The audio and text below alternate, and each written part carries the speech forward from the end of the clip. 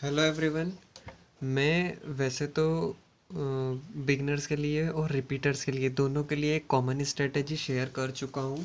लेकिन फिर भी है ना, कुछ मेरे पास कमेंट्स आए थे कि उनको है ना, स्पेशली बिगनर्स के लिए एक स्ट्रेटजी चाहिए जिन्होंने अभी कुछ भी नहीं पढ़ा है। मैं ये मान के चल रहा हूँ, जिनको अभी कुछ पता भी नहीं, उन्होंने ना तो नोट्स बनाए हैं, ना कुछ भी उन्होंने प्रिपरेशन की है। बस उनको पता है कि एक एग्ज़ाम एग्ज़ाम देना है। तो मैं एसएससी एमटीएस 2025 के बारे में बात कर रहा हूँ। और मैं 2024 से सेलेक्टेड हूँ। मेरे रैंक 3200 से 3300 के बीच में है। अब थोड़ा एग्ज़ाम पैटर्न की बात कर लें, तो मैथ्स में इसमें 20 क्वेश्चन आते हैं, रीजनिंग में 20 क्वेश्चन आते हैं। और इसमें जो ये दोनों सब्जेक्ट जो है वो क्वालिफाइंग है। इसको सॉल्व करने के लिए 45 मिनट्स मिलते हैं। सेशन 1 और सेशन 2 दोनों एक ही दिन होता है। ये जब 45 मिनट्स कंप्लीट होते हैं उसके बाद में अगले 45 मिनट्स आपको ये सॉल्व करने के लिए दिया जाता है। तो 2 सेशन होते हैं। ये क्वालिफाइंग होते हैं, तो इनमें सिर्फ 12 क्वेश्चन करने, या तो रीजनिंग के 12 क्वेश्चन कर दो या मैथ्स के 12 क्वेश्चन कर दो, या दोनों को मिला के 12 क्वेश्चन कर दो। ये कर दिए ना आपने, तो आपका ये जो सेशन है वो क्वालिफाई हो जाएगा। और आपका ये इसका जो ये क्वेश्चन तभी चेक होंगे जब आप इनको इसको क्वालिफाई करोगे। अब आते हैं सेशन 2 पे, जिससे आपकी मेरिट डिसाइड होनी है और इसी से आपका सिलेक्शन होना है। तो इसमें 2 सब्जेक्ट हैं, जीएस और इंग्लिश। जीएस में सब आ जाता है, जनरल अवेयरनेस, मतलब सारे सब्जेक्ट जो हिस्ट्री, पॉलिटी, ज्योग्राफी, इकोनॉमिक्स, बाकी मैं पे आगे बताने वाला हूँ। इंग्लिश में 3 टॉपिक्स हैं मेनली, वोकैब, कॉम्प्रिहेंशन और ग्रामर। इसके भी 25 क्वेश्चन आते हैं। इसको सॉल्व करने के लिए 45 मिनट्स। एक क्वेश्चन 3 मार्क का होता है, इधर भी 3 मार्क्स का ही होता है। और 150 मार्क्स का ये जो पूरा बनता है, 50 क्वेश्चन आते हैं टोटल। 1/3 की नेगेटिव माइनस मार्किंग है। मतलब कि अगर आप एक क्वेश्चन गलत करते हो तो 1 नंबर आपका माइनस हो जाएगा। अब आते हैं कि आपके पास जो है वो सिर्फ 5.5 महीने ही है, तो क्या सिलेक्शन हो सकता है? तो सिलेक्शन तो बिल्कुल हो सकता है, कोई इम्पॉसिबल बात नहीं है कि इतना कम टाइम में कैसे होगा। और लोग तो सालों से तैयारी कर रहे हैं, तो वो सालों की बात छोड़ो। इसमें सिर्फ आपको 2 सब्जेक्ट ही मेन करने हैं। और अगर इसको क्वालिफाई करना है तो आप रीजनिंग को भी करोगे ना। स्पेशली ये वो लोग आते हैं एमटीएस में जिनका मैथ्स वीक होता है, वो बाद में सीजीएल के लिए टारगेट करते हैं, पहले एक जॉब लेते हैं। तो रीजनिंग इतना इजी आता है कि कोई 5th क्लास का बच्चा भी इसको सॉल्व कर लेता है। अब आते हैं सिलेक्शन पे। तो अब अगर आपको सिलेक्शन चाहिए तो आपको डेली के 8 से 9 घंटे देने ही पड़ेंगे। और अगर आपका थोड़ा बेस वीक है या कुछ आप में मतलब कमी है कि हाँ मैंने ठीक से नहीं पढ़ा, हिंदी मीडियम वाले स्पेशली जिनको इंग्लिश में प्रॉब्लम आती है, तो वो 8 से 9 क्या 10 घंटे भी दे सकते हैं, मतलब देने पड़ेंगे। क्योंकि यार अगर आपको कम टाइम में सिलेक्शन चाहिए तो यही है, क्योंकि एक सीट के लिए एक तो एमटीएस क्या है, 10th लेवल का एग्ज़ाम है। तो इसमें ना ग्रेजुएट भी भर देते हैं फॉर्म, पोस्ट ग्रेजुएट तक भर देते हैं, 27 साल तक इसकी एज होती है। तो वैसे पोस्ट ग्रेजुएट तो नहीं हो पाते, बाकी ग्रेजुएट तो भरते ही हैं। सीजीएल वाला इसमें भरेगा ही सही, और सीएचएसएल वाला भरेगा, सीपीओ वाला भी इसमें फॉर्म डालेगा ही सही और ट्राई करेगा। लेकिन उनका ये एक अपने लिए प्लस पॉइंट हो जाता है कि उनको ये दोनों सब्जेक्ट भी है ना, इन दोनों को अच्छा करना पड़ता है, इन तीनों को। इसलिए वो जीएस में ज़्यादा टाइम नहीं दे पाते और उनका जीएस थोड़ा वीक होता है। लेकिन यहीं पे अगर आप ठीक से मेहनत करो ना तो आप अपना जीएस स्ट्रॉन्ग कर सकते हो। लेकिन जीएस स्ट्रॉन्ग तभी होगा जब आप एक सिर्फ अपना एक अल्टीमेट गोल जो है वो एमटीएस को ही रखें अभी। अगर आप सोचें कि मैं सीजीएल को भी कर लेता हूँ और इसको भी एमटीएस को भी साथ लेके चल देता हूँ, तो ऐसा नहीं होगा। हाँ, अगर आपके चारों सब्जेक्ट कंप्लीट हैं और आप फिर भी टारगेट कर रहे हैं कि मैं एमटीएस को भी सीरियसली ले लेता हूँ, तो आप फिर कर सकते हैं। लेकिन अगर आप सीजीएल के लिए प्रिपेयर कर रहे हैं और आपका जो है वो जीएस वीक है और ये तीनों सब्जेक्ट भी वीक है, तो आप बेहतर होगा कि इन तीनों सब्जेक्ट पे ज़्यादा ध्यान दें। नहीं तो आप है ना, अपने ना तो इधर से भी जाएंगे और उधर से भी जाएंगे। अब ये आपके ऊपर है। अब जिसका मैथ्स वीक है या फिर जो अभी एलिजिबल नहीं है सीएचएसएल के लिए या सीजीएल के लिए, वो आपका रीज़न होगा। मैं तो ये जानता हूँ कि आपको एमटीएस करना है। तो अगर आपको एमटीएस करना है ना, तो और फाइनल सिलेक्शन की बात करूँगा, जेन्युइन बात करूँगा, मैं कोई अब हवा में बात नहीं करूँगा। जो भी है वो बिल्कुल प्रैक्टिकल है और मेरा आजमाया हुआ है। तो 8 से 9 घंटे आपको डेली देने ही पड़ेंगे, और इससे ज़्यादा भी देना पड़े। अब ऐसा तो नहीं है कि 24 घंटे देने पड़ेंगे, लेकिन कभी कभी होता है ना कि यार थोड़ा खींचना पड़ता है, तो वो देना पड़ेगा। अब आते हैं मेन सब्जेक्ट पे अपना जीएस पे। तो जीएस के लिए आपको 4 to 5 आवर डेली के देने पड़ेंगे। कैसे देने पड़ेंगे कि आपको पहले तो अपना सिलेबस कंप्लीट करना है, नोट्स भी बनाने हैं, और नोट्स बनाने के साथ साथ आपको सिलेबस भी कंप्लीट करना है, रिवाइज भी करना है। तो इसके लिए 4 to 5 आवर मतलब हो जाएगा, इतने में कोई बड़ी बात नहीं है। अब मैं आता हूँ कि आपको सिलेबस कैसे कवर करना है। मैं आपको कोई कोर्स परचेस करने का ऑप्शन नहीं दे रहा हूँ, मतलब कोई ना तो सजेशन दे रहा हूँ कि आप कोर्स परचेस कर लो किसी टीचर का। अगर आप कोर्स परचेस कर भी लोगे तो भी आपका सिलेबस कंप्लीट नहीं होगा। एमटीएस का लेवल इतना हाई होता भी नहीं है कि आपको कोर्स की ज़रूरत पड़े। अब आते हैं कि आपको सिलेबस कैसे कंप्लीट करना है। तो सिलेबस आपको है ना मैराथन वीडियोस से कंप्लीट करना है। मैराथन वीडियोस से कैसे, मैं फॉर एग्जांपल परमार सर को बहुत से लोग फॉलो करते हैं सीजीएल के लिए। अब ऐसा नहीं बोल रहा हूँ मैराथन वीडियोस, अब अगर परमार सर की वीडियो देखोगे ना आप एंशियंट हिस्ट्री की फॉर एग्जांपल, तो ये 4 घंटे की है। वहीं अगर यूपीएससी की अगर आप देखने जाओगे तो वो फिर 10-12 घंटे तक चली जाएगी, और वो भी उसमें भी इतना कुछ। तो आपको है ना एक रेलेवेंट कंटेंट चाहिए, ये नहीं कि आप किसी को भी उठा के पढ़ रहे हैं। अगर हिंदी मीडियम वाला है उनको परमार सर का समझ में नहीं आता, वैसे तो आता ही है, वो इतने अच्छे से समझाते हैं। तो आप किसी का भी देख सकते हैं जो कि एसएससी के लिए करवा रहा हो, ना कि आप किसी अदर एग्ज़ाम। अब मान लो सीडीएस के लिए अगर वो करवा दे तो सीडीएस का लेवल हाई होता है, क्योंकि वो ग्रेजुएट लेवल की एग्ज़ाम है, ये 10th लेवल की एग्ज़ाम है। तो अगर आपको चाहिए तो आप अपन ऐसे कंप्लीट करेंगे। परमार सर के वीडियो में एग्जांपल में ले रहा हूँ, तो आराम से अगर आप 1.5x की स्पीड में भी देखते हैं, वैसे तो 2x पे तो मत देखना, 2x पे तो हाईली आप देखना ही मत, नहीं तो सब खिचड़ी हो जाएगी, नहीं करना है। अगर ज़्यादा से ज़्यादा आपको करना है तो 1.5x की स्पीड पे इसको देखना है। तो 3 दिन में आप एंशियंट हिस्ट्री आराम से कंप्लीट कर सकते हैं, 4 आवर की वीडियो। और इसमें जो है ऐसा नहीं है कि मतलब सारी 4 घंटे की है, कुछ मतलब आपको बस है ना मॉडर्न में और ये ज्योग्राफी में और पॉलिटी में यही वीडियो बड़ी है, बाकी की तो 3-4 घंटे की है, कोई 3.5 घंटे की है। ऐसे फिज़िक्स और इकोनॉमिक्स की तो और भी छोटी हैं। तो ऐसे करके आप 3 दिन में इसको कंप्लीट कर सकते हैं। ये मैंने डेज लिख दिए। तो ऐसे करके आप अगर एक आध दिन अगर ऑफ भी लेते हैं तो कम से कम मतलब 25 दिन में तो आराम से आपका कंप्लीट हो जाएगा। वैसे तो अगर डेली करते हैं तो 23 दिन में ही मतलब हो रहा है, अगर इनको जोड़े तो।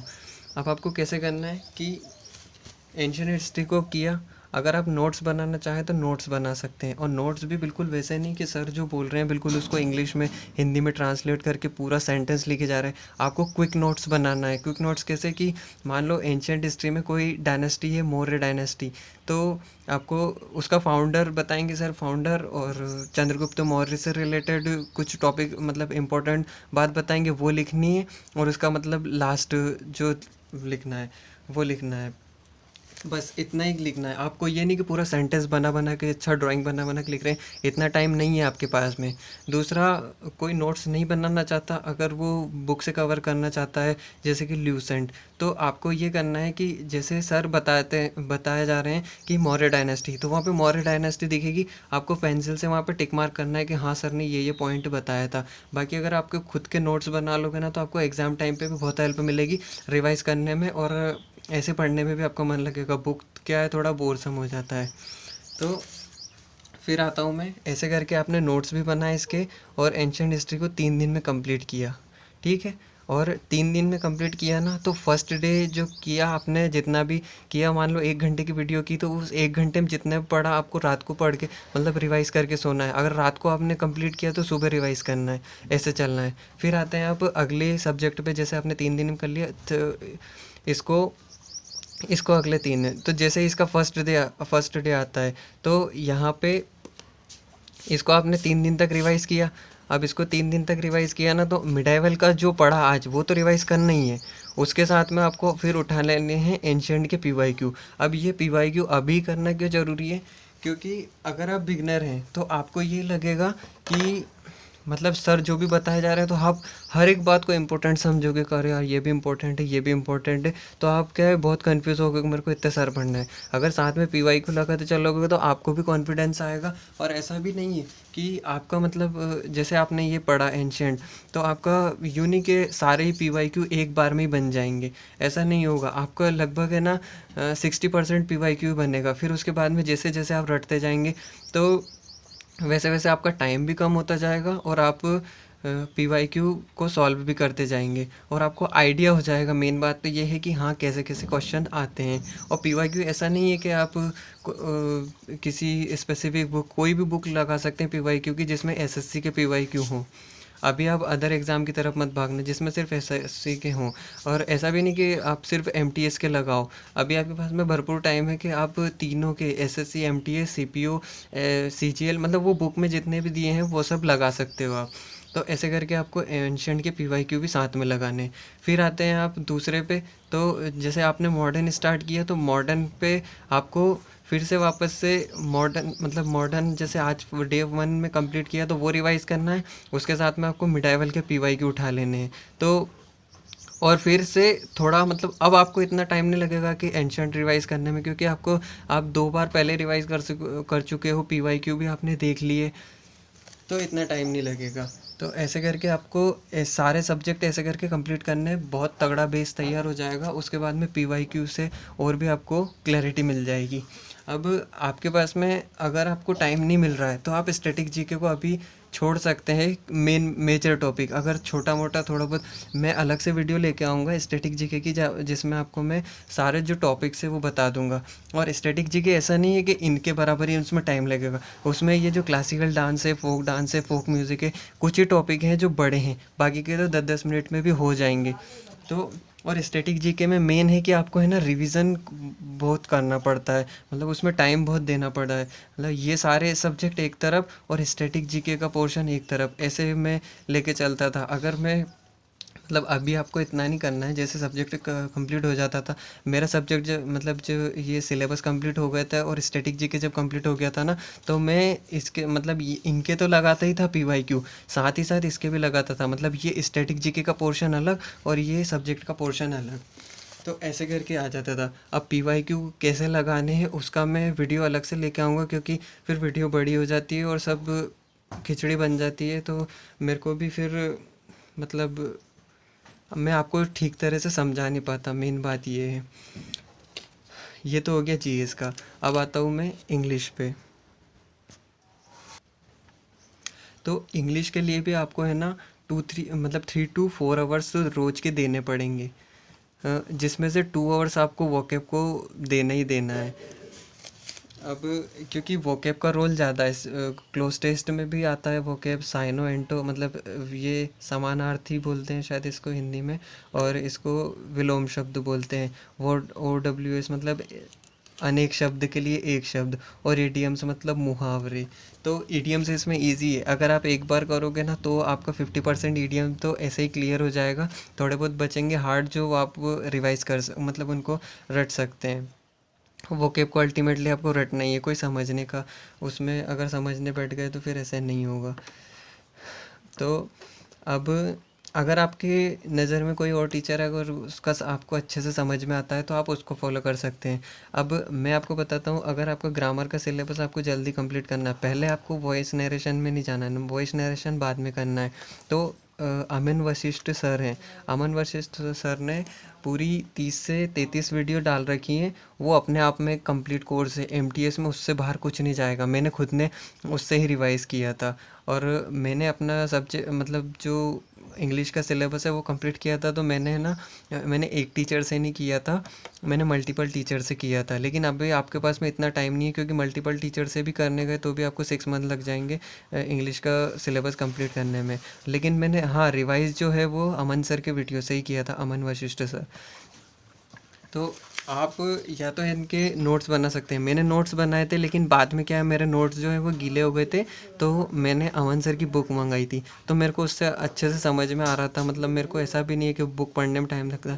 या तो आप अगर बिगनर है तो इससे अच्छा ही होगा कि आप अपने खुद के नोट्स बना लें, क्योंकि बुक पढ़ने में आपको है ना, बुक को 2-3 बार जब तक आप उसको गो थ्रू नहीं होगे ना, तो आपको समझ में नहीं आएगा।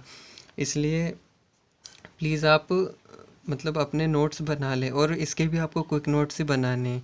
और इसके साथ आपको डेली है ना 20 मिनट रीडिंग डेली करना है इंग्लिश न्यूज़पेपर की। जब भी आपका मतलब अच्छे से आपको क्लैरिटी मिलेगी कॉन्सेप्ट्स की। उसके साथ जो हिंदी मीडियम वाले हैं वो उनको तो मस्ट करना ही करना है, और इंग्लिश मीडियम वालों को भी करना है। तभी आपके क्लोज टेस्ट में नंबर आएंगे, नहीं तो क्लोज टेस्ट में फिर चले जाए, मतलब नंबर नहीं आएंगे। और वोकेब की बात करें तो वोकेब एक मतलब अलग टॉपिक है, और वीडियो बहुत बड़ी हो रही है। वोकेब के लिए मैं अलग से लेके आऊँगा कि आपको कैसे करना है। वैसे मैं थोड़ा सा बता देता हूँ। डेली के आप 100 सिनोनिम कर सकते हैं, और पहले आपको ईडियम्स को निपटाना है, क्योंकि ईडियम्स एक ईजी है, तो आप निपटा दोगे तो आपके है ना मतलब एक तरफ से आप फ्री होते जाओगे कि हाँ मैंने ईडियम्स कर लिए। उसके बाद में आपको OWS को छूना है, और सिनोनिम्स तो मतलब डेली चलता ही रहेगा। और एंटोनिम करने की कोई ज़रूरत नहीं है अभी, क्योंकि आप सिनोनिम कर लोगे ना, तो उससे आपका एंटोनिम भी कवर हो जाएगा। अब ये तो आपका है ना लगभग 1 से 1.5 महीने में आपका ये सिलेबस अगर आप ठीक से करते हैं ना, ज़्यादा से ज़्यादा कितने लग जाएंगे, 2 महीने लग जाएंगे। 2 महीने से ज़्यादा तो लगेंगे नहीं, वैसे तो 1.5 महीने में कंप्लीट हो जाएगा ये आपका पूरा इंग्लिश और जीएस का करके। अब आपको है ना सिलेबस कंप्लीट हो जाएगा ना, तो आपको मॉक अटेम्प्ट करने हैं। और मॉक भी ऐसे नहीं कि आपने 2024 के उठा लिए, 2024 के अभी नहीं करने हैं। पहले तो आपको, या तो आपको नहीं मिल रहा है ना क्लैरिटी, तो आप 2022 के उठाकर 2-3 मॉक दे सकते हैं, ताकि आपको और क्लैरिटी मिल जाए। तो 2024 के आपको ऐसे मॉक देने हैं जैसे कि आप डेली एग्ज़ाम दे रहे हो। जब भी आपके नंबर बढ़ना शुरू होंगे, और मॉक अटेम्प्ट करना है, फिर जो टॉपिक नहीं आया उसको रिवाइज़ करना है, फिर मॉक अटेम्प्ट करना फिर जो आपके कमज़ोर टॉपिक है वहाँ से रिवाइज़ करना है। तो ऐसे करके आप है ना, मैं पहले मॉक की बात करूँ तो शायद 90 से तो ऊपर थे, 94 थे शायद। मैं अपने जो है ना मतलब जितने भी मैंने मॉक अटेम्प्ट किए अपनी प्रिपरेशन के दौरान, तो मैं आपको वो शेयर कर दूंगा। मेरे जो सारे जितने भी मॉक्स मैंने लगाए प्रीवियस ईयर के, तो वो अब मैं आपको शेयर करने वाला हूँ। बस इतना ही। और अगली वीडियो में आपको इंग्लिश के लिए स्ट्रेटेजी लेके आऊँगा। रीजनिंग का मैंने नहीं बताया, हाँ। तो रीजनिंग में आपको कितना करना है, बहुत मतलब बहुत कम टाइम में हो जाएगा ये। तो आप जैसे जीएस और इंग्लिश करोगे ना, तो इसके साथ साथ ही आप अगर रीजनिंग का भी करोगे ना, तो आराम से हो जाएगा। 12 क्वेश्चन कोई बड़ी बात नहीं होती आपको अभी अगर सॉल्व करने को, क्योंकि आपने कभी किया नहीं है, आप बिगनर हो, इसलिए आपको ऐसा लग रहा होगा कि यार रीजनिंग करना ज़्यादा इंपॉर्टेंट है, नहीं तो मेरा सेशन 1 ही क्वालिफाई नहीं होगा। सेशन 1 में कोई प्रॉब्लम नहीं आएगी आपको, आप 12 क्वेश्चन आराम से कर लोगे। मैथ्स का मेरे को बिल्कुल भी मैंने नहीं पढ़ा था, फिर भी मैं शायद 6-7 क्वेश्चन करके आया था, और मेरे करेक्ट निकले हैं वो। और बाकी मैं अपना जो स्कोर है ना, मतलब अभी स्कोर कार्ड आएगा जब मैं एमटीएस का, जब मैं आपको शेयर करूँगा, रैंक मित्रा का डाटा भी आपको शेयर करने वाला हूँ। बाकी नेक्स्ट वीडियो में आपसे मिलता हूँ, जिसमें इंग्लिश की आपको डिटेल्ड स्ट्रेटेजी बताऊँगा मैं। मतलब ये कॉमन थी। बाकी जीएस की मैंने शेयर कर दी है अपनी प्रीवियस वीडियो में, तो आप वो जाके चेक कर सकते हैं। और इंग्लिश की मैं लाने वाला हूँ, स्टैटिक जीके की भी लाने वाला हूँ, और वोकेब मतलब कैसे मैक्सिमम आउटपुट निकालना है आपको, वो भी लाने वाला हूँ। ठीक है, थैंक यू।